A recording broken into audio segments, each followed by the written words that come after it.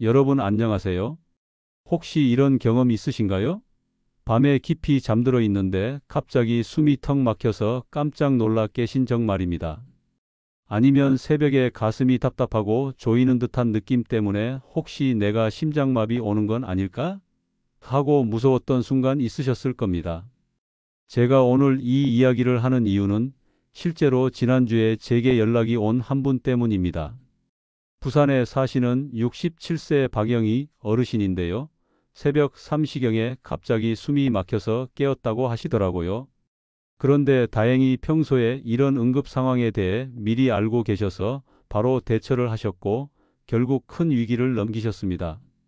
하지만 같은 증상으로 응급실에 늦게 도착하거나 아예 잘못된 대처를 하신 분들은 안타깝게도 심각한 상황까지 이어지는 경우가 정말 많습니다. 실제로 응급의학과 의사들이 말하는 통계를 보면 새벽 시간대 호흡 곤란으로 응급실을 찾는 60대 이상 환자들의 경우 첫 5분 안에 올바른 대처를 했느냐 안 했느냐에 따라 결과가 완전히 달라진다고 합니다. 여러분, 이런 일이 남의 이야기가 아닙니다. 특히 60대 이후에는 이런 증상이 심심치 않게 나타나는데 문제는 대부분의 분들이 그냥 잠결에 그럴 수도 있지 하고 넘어가신다는 겁니다. 그런데 바로 이 순간 어떻게 대처하느냐에 따라 여러분의 생명을 살릴 수도 위태롭게 할 수도 있다는 사실을 꼭 알아두셔야 합니다. 지금 영상을 보고 계신 시청자분들 중에서도 나도 그런 적 있는데 그냥 참고 넘어갔었네 하고 떠올리시는 분들이 분명히 계실 겁니다.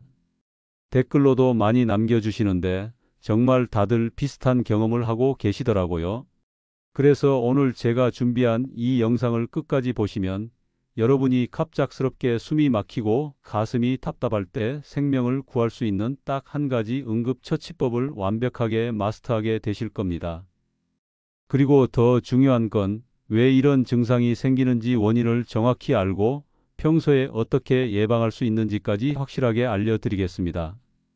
정말 중요한 내용이니까 꼭 끝까지 봐주시고 주변에 60대 이상 부모님이나 가족분들이 계시다면 이 영상을 꼭 공유해 주세요. 언젠가는 정말로 생명을 구하는 영상이 될 수도 있으니까요. 자, 그럼 먼저 실제로 일어났던 사례들을 말씀드리면서 시작해 보겠습니다. 앞서 말씀드린 박영희 어르신 말고도 정말 많은 분들이 비슷한 경험을 하고 계십니다. 서울에 사시는 72세 김정남 어르신의 경우를 한번 보겠습니다. 평소에 건강하다고 생각하셨던 분인데 어느 날 새벽 2시경에 갑자기 가슴이 답답하고 숨이 막히는 느낌에 깨어나셨대요. 처음에는 그냥 잠결에 그런 거겠지 하고 다시 누우려고 하셨는데 증상이 더 심해지면서 식은땀까지 나기 시작했다고 하시더라고요. 다행히 김 어르신의 경우에는 며느리분이 의료진이셔서 즉시 상체를 세우고 천천히 호흡하는 응급처치를 해주셨고 그 덕분에 5분 만에 증상이 호전되었습니다.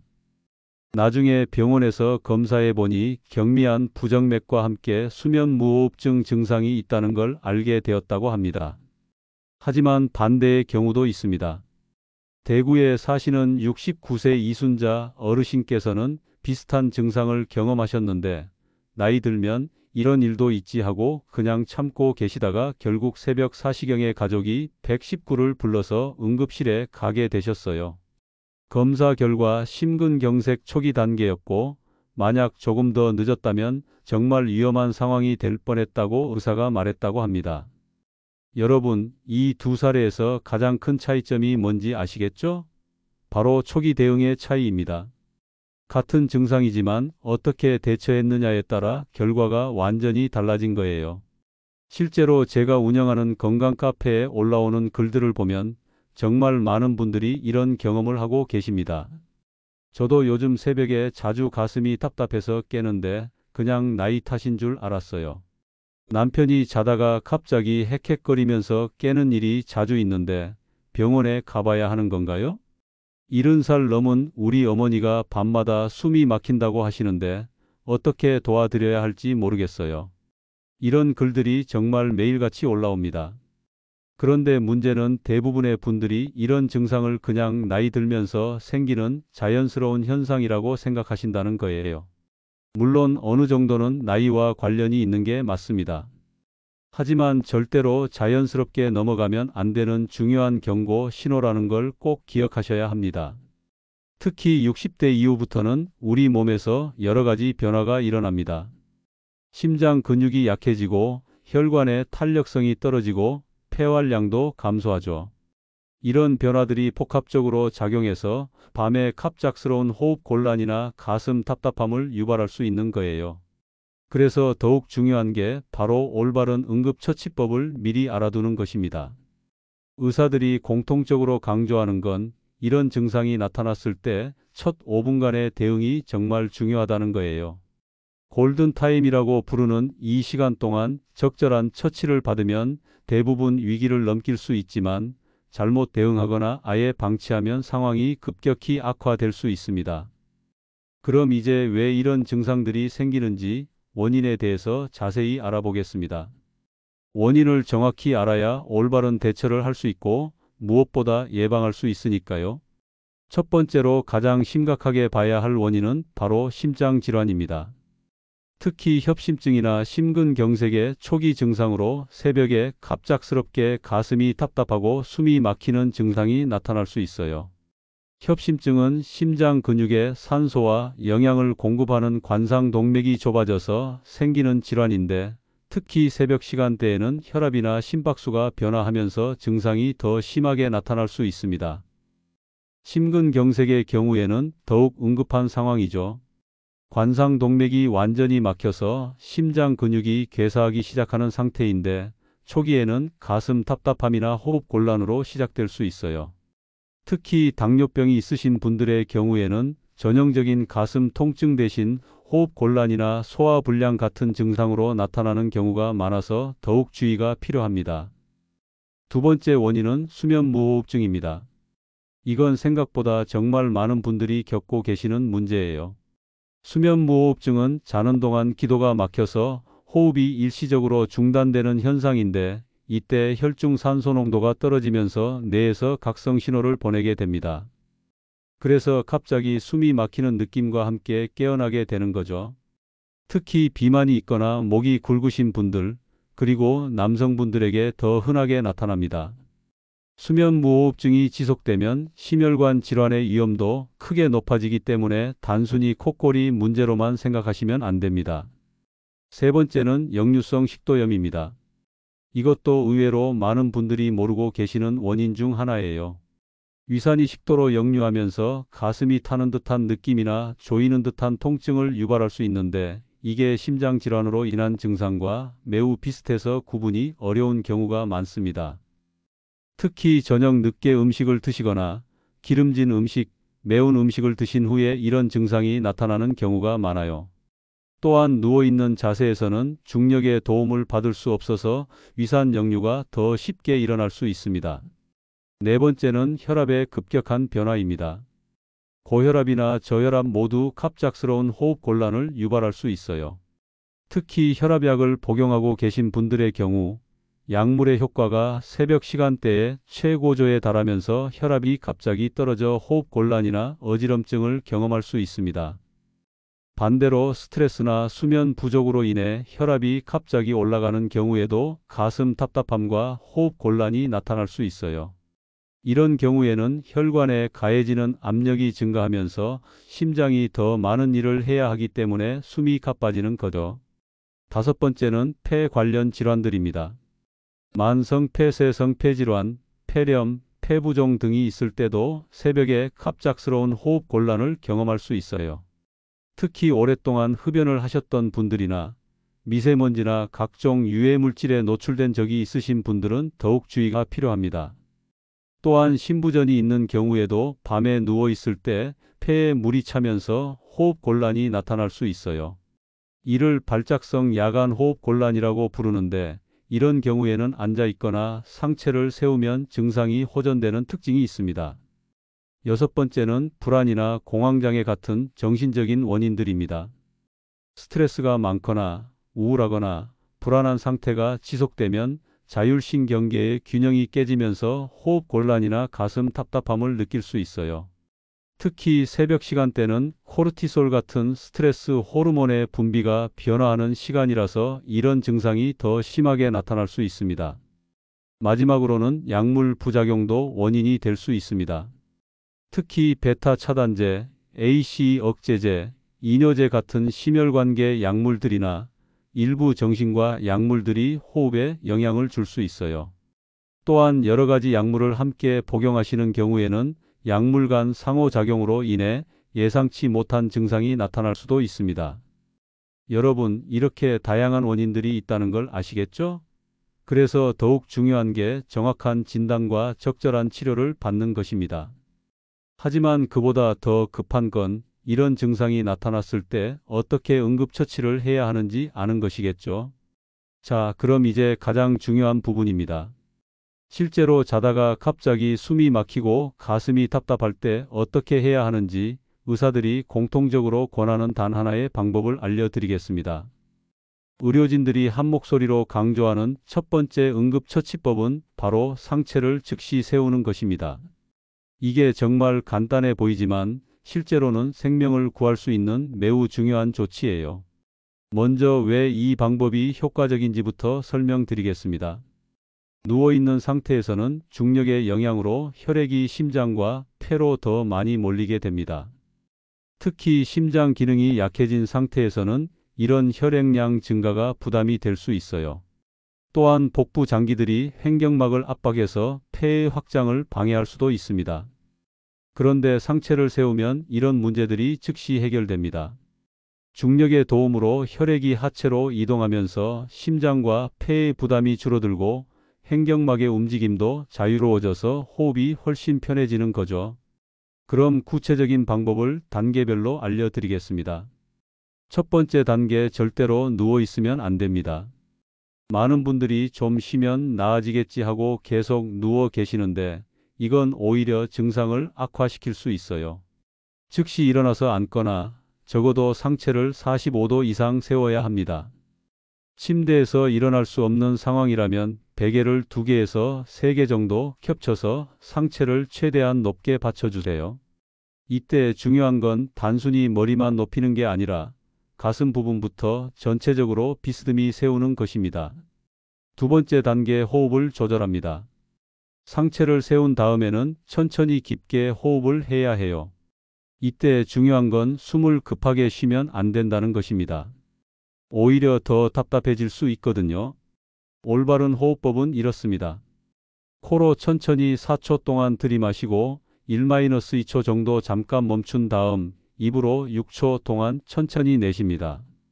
이걸 4-2-6 호흡법이라고 하는데 자율신경계를 안정시키고 혈중 산소 농도를 높이는 데 매우 효과적입니다. 호흡할 때는 가슴보다는 배로 숨을 쉬려고 노력하세요. 한 손은 가슴에, 다른 한 손은 배에 올려놓고 가슴의 손은 거의 움직이지 않고 배의 손이 위아래로 움직이는 걸 느끼면 제대로 하고 계신 거예요. 세 번째 단계, 목과 어깨의 긴장을 풀어줍니다. 스트레스나 긴장 상태에서는 목과 어깨 근육이 경직되면서 호흡을 더 어렵게 만들 수 있어요. 어깨를 위아래로 몇 번 움직여주고 목을 좌우로 천천히 돌려서 긴장을 풀어주세요. 네 번째 단계, 환경을 조절합니다. 창문을 열어서 신선한 공기가 들어올 수 있도록 하고 너무 덥거나 습하다면 에어컨이나 선풍기를 틀어서 시원하게 해주세요. 산소 농도가 높고 시원한 환경에서 호흡하는 게 훨씬 도움이 됩니다. 옷도 중요해요. 목 부분이나 가슴 부분을 조이는 옷이 있다면 즉시 느슨하게 해주세요. 넥타이, 브래지어, 벨트 같은 것들이 호흡을 방해할 수 있거든요. 다섯 번째 단계, 시간을 체크하면서 증상 변화를 관찰합니다. 이렇게 응급처치를 시작한 시점부터 시간을 재보세요. 대부분의 경우 3-5분 안에 증상이 호전되기 시작합니다. 만약 5분이 지나도 증상이 전혀 나아지지 않거나 오히려 악화된다면 즉시 119에 연락해야 합니다. 좀 더 기다려보자, 병원에 가면 괜히 소란스러울 것 같다, 이런 생각 절대 하시면 안 돼요. 이런 상황에서는 골든타임이 정말 중요하거든요. 특히 이런 증상이 함께 나타난다면 더욱 빠르게 응급실로 가셔야 합니다. 가슴에 쥐어짜는 듯한 극심한 통증, 왼쪽 팔이나 턱으로 퍼지는 통증, 식은땀, 구토나 메스꺼움, 현기증이나 의식 저하 등이 있을 때요. 여기서 중요한 건 응급차를 부를 때도 계속해서 상체를 세운 자세를 유지하라는 것입니다. 응급차가 올 때까지 절대로 눕지 마시고 가능하면 의식이 있는 상태에서 증상에 대해 정확히 설명할 수 있도록 준비해 두세요. 그리고 평소에 복용하시는 약물이 있다면 그것도 함께 준비해 두시고 가족이나 보호자가 있다면 즉시 연락해서 함께 병원에 갈 수 있도록 해주세요. 추가적으로 니트로글리세린 같은 응급약물을 처방받아서 가지고 계신 분들은 의사의 지시에 따라 복용하시되 절대로 임의로 다른 사람의 약을 복용하시면 안 됩니다. 특히 혈압이 낮은 상태에서 니트로글리세린을 복용하면 위험할 수 있어요. 마지막으로 이런 응급처치법은 일시적으로 증상을 완화시키는 방법이지 근본적인 치료는 아니라는 점을 꼭 기억해 주세요. 증상이 호전되었다고 해서 이제 괜찮다 하고 넘어가시면 안 되고 반드시 병원에서 정확한 검사와 진단을 받으셔야 합니다. 이제 가장 중요한 예방법에 대해서 말씀드리겠습니다. 아무리 좋은 응급처치법을 알고 있어도 애초에 이런 상황이 생기지 않도록 미리 예방하는 게 가장 좋겠죠? 먼저 식습관부터 개선해 보겠습니다. 저녁 식사는 정말 중요해요. 많은 분들이 모르시는데 저녁 늦게 과식하거나 기름진 음식을 드시면 역류성 식도염의 위험이 크게 높아집니다. 특히 잠자리에 들기 3시간 전에는 아무것도 드시지 않는 게 좋아요. 어떤 음식들을 피해야 하는지 구체적으로 말씀드리면 먼저 기름진 음식들이에요. 치킨, 피자, 중국 음식 같은 것들은 소화가 오래 걸리고 위산 분비를 증가시켜서 역류 위험을 높입니다. 또한 매운 음식, 신 음식, 카페인이 많은 음료, 알코올도 마찬가지로 피하시는 게 좋아요. 대신 저녁에는 소화가 잘 되는 음식들을 드세요. 흰살 생선, 두부, 계란찜, 미역국 같은 담백한 음식들이 좋습니다. 그리고 식사량도 평소보다 20-30% 정도 줄이시는 게 좋아요. 물 마시는 것도 중요한데 하루에 1.5-1리터 정도의 물을 마시되 잠자리에 들기 2시간 전부터는 가급적 물 섭취를 줄이세요.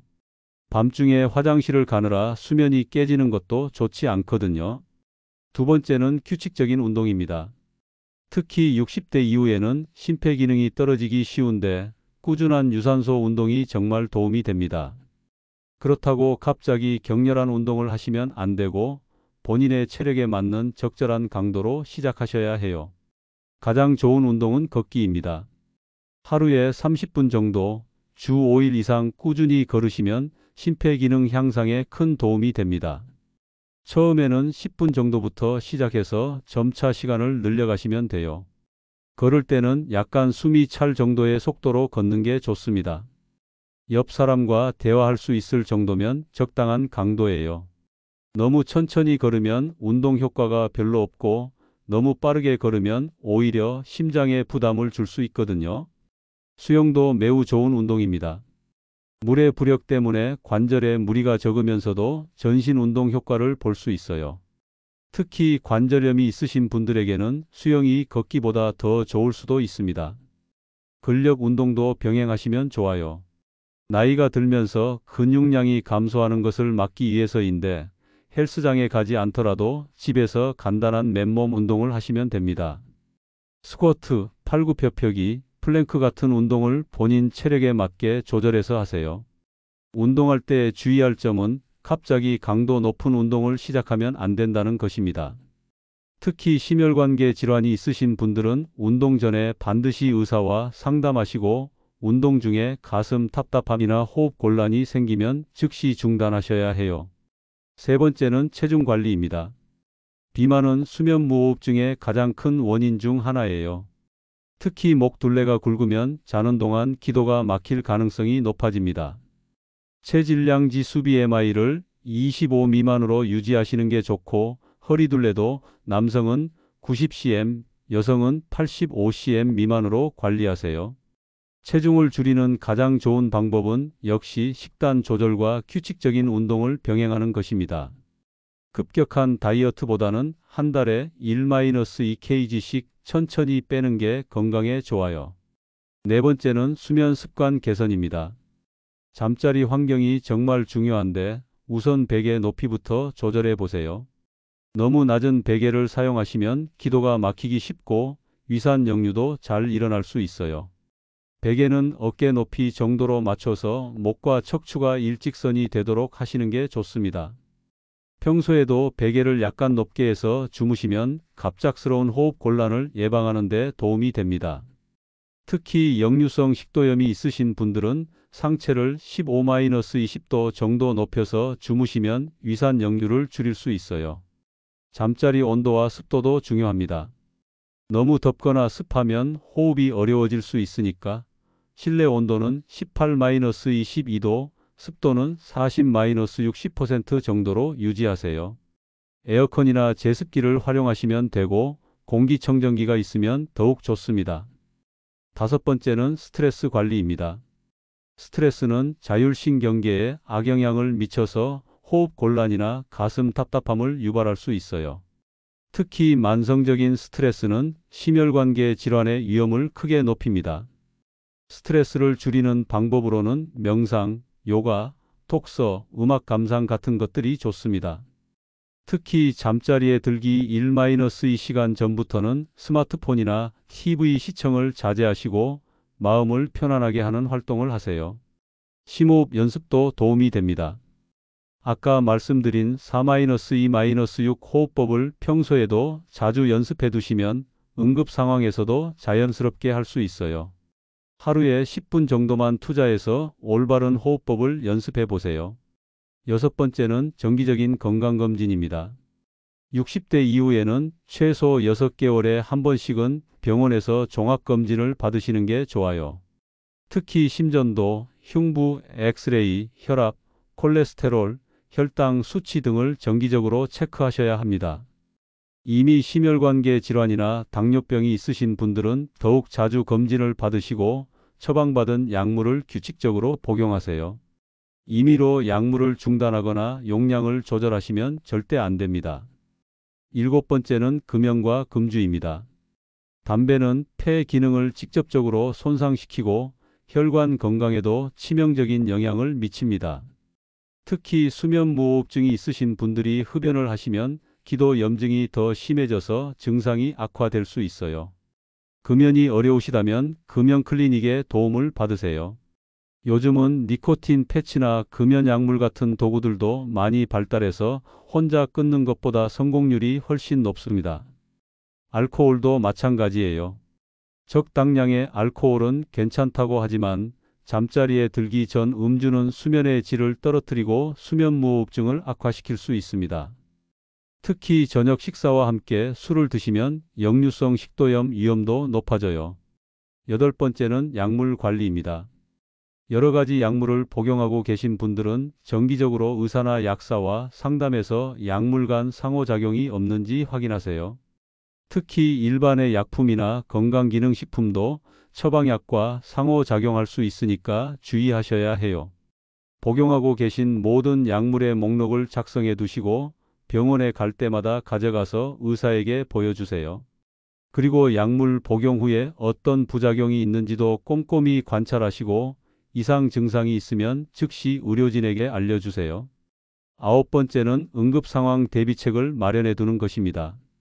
평소에 응급 연락처를 잘 보이는 곳에 적어두시고 가족들에게도 본인의 건강 상태와 복용 중인 약물에 대해 알려주세요. 특히 혼자 사시는 분들은 더욱 주의가 필요합니다. 이웃이나 관리사무소에 본인의 상황을 알려두시고 정기적으로 안부를 확인할 수 있는 시스템을 만들어 두세요. 요즘은 응급호출 기능이 있는 스마트워치 같은 기기들도 많이 나와 있으니 활용해 보시는 것도 좋습니다. 마지막으로 가장 중요한 건 증상을 무시하지 않는 것입니다. 많은 분들이 나이 들면 이런 게 당연하지 하고 넘어가시는데 절대로 그러시면 안 돼요. 몸에서 보내는 경고 신호를 무시하지 마시고 조금이라도 이상하다 싶으면 병원에서 검사를 받으세요. 예방이 가장 좋은 치료법이라는 말이 있듯이 평소에 이런 생활 습관들을 잘 지키시면 갑작스러운 호흡 곤란이나 가슴 답답함을 상당 부분 예방할 수 있습니다. 물론 처음에는 습관을 바꾸는 게 어려우실 텐데 하나씩 천천히 실천해 보시면 분명히 효과를 보실 수 있을 거예요. 여러분, 지금까지 밤에 갑자기 숨이 막히고 가슴이 답답할 때 응급처치법과 예방법에 대해서 자세히 말씀드렸습니다. 정말 중요한 내용이었는데 잘 들어보셨나요? 오늘 영상에서 가장 핵심적인 내용을 다시 한번 정리해드리면 갑작스러운 호흡 곤란이 생겼을 때는 절대로 누워 있지 마시고 즉시 상체를 세워서 45도 이상 높이는 것, 그리고 4-2-6 호흡법으로 천천히 깊게 호흡하는 것, 이 두 가지만 기억하셔도 위급한 순간을 넘길 수 있습니다. 그리고 5분 안에 증상이 호전되지 않으면 주저하지 마시고 즉시 119에 신고하셔야 한다는 것도 꼭 기억해 주세요. 괜찮아지겠지, 병원에 가면 민폐일 것 같다, 이런 생각은 정말 위험합니다. 여러분의 생명보다 중요한 건 없으니까요. 실제로 제가 이런 내용들을 영상으로 만드는 이유는 정말 많은 분들이 이런 응급 상황에서 어떻게 대처해야 할지 몰라서 안타까운 일들이 벌어지는 걸 봤기 때문입니다. 올바른 응급처치법만 알고 있어도 충분히 막을 수 있는 사고들이 너무 많아요. 특히 60대 이후에는 우리 몸에서 여러 가지 변화가 일어납니다. 심장 기능이 약해지고 혈관의 탄력성이 떨어지고 폐활량도 감소하죠. 이런 변화들은 자연스러운 노화 과정이지만 그렇다고 해서 위험한 증상들을 당연하게 받아들여서는 안 됩니다. 여러분이 경험하시는 새벽의 갑작스러운 호흡 곤란이나 가슴 답답함은 단순한 나이 탓이 아니라 몸에서 보내는 중요한 경고 신호일 수 있어요. 이런 신호를 무시하지 마시고 적절히 대응하고 필요하다면 전문의의 도움을 받으시기 바랍니다. 오늘 말씀드린 예방법들도 꼭 실천해 보세요. 저녁 식사를 일찍 가볍게 하기, 규칙적인 걷기 운동하기, 적절한 체중 유지하기, 금연과 금주하기, 스트레스 관리하기, 정기적인 건강검진 받기 등은 모두 여러분의 건강을 지키는 소중한 습관들입니다. 특히 평소에 베개를 약간 높게 해서 주무시는 것만으로도 역류성 식도염이나 수면무호흡증으로 인한 호흡 곤란을 상당 부분 예방할 수 있어요. 이런 작은 습관의 변화가 여러분의 생명을 지킬 수 있습니다. 그리고 혼자 사시는 분들은 더욱 주의가 필요합니다. 응급연락처를 잘 보이는 곳에 적어두시고 가족이나 이웃들에게 본인의 건강 상태를 알려두세요. 정기적으로 안부를 확인할 수 있는 시스템도 마련해 두시는 게 좋습니다. 가족분들이 계신 분들은 오늘 배운 내용을 꼭 가족들과도 공유해 주세요. 특히 배우자나 함께 사는 가족이 있으시다면 응급 상황에서 어떻게 대처해야 하는지 미리 알려두시면 정말 도움이 될 거예요. 마지막으로 여러분의 건강은 곧 가족의 행복이라는 걸 꼭 기억해 주세요. 여러분이 건강하셔야 가족들도 안심하고 행복할 수 있습니다. 그러니까 작은 증상이라도 무시하지 마시고 항상 본인의 몸 상태에 관심을 가져주시기 바랍니다. 오늘 영상이 여러분께 정말 도움이 되었기를 바라고 혹시 주변에 비슷한 증상으로 고생하시는 분들이 계시다면 이 영상을 꼭 공유해 주세요. 댓글로도 궁금한 점이나 경험담을 남겨주시면 최대한 답변 드리도록 하겠습니다. 건강이 첫 번째입니다. 오늘도 시청해 주셔서 진심으로 감사드리고 다음 영상에서 또 만나 뵙겠습니다. 모두 건강하세요.